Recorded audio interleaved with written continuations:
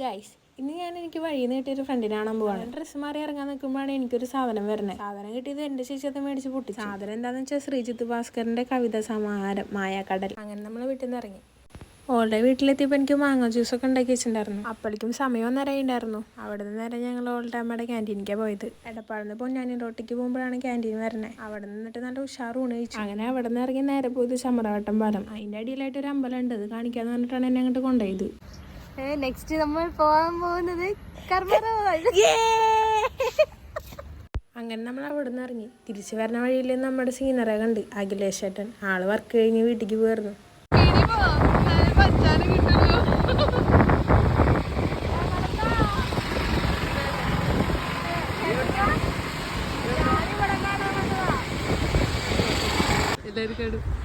Finally ഞങ്ങൾ എത്തിയിരിക്കണം.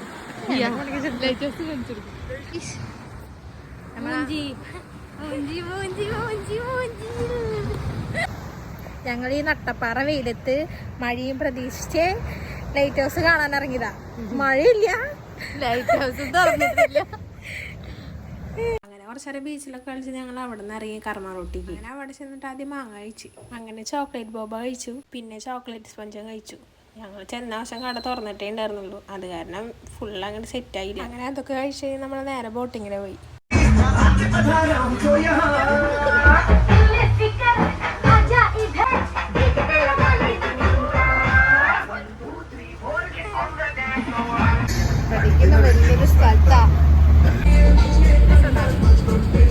പിന്നെ കർമ്മ റോട്ടത്ത് കറക്കൊക്കെ കഴിഞ്ഞ് നമ്മളിങ്ങോട്ട് വീട്ടിൽ പോന്നു.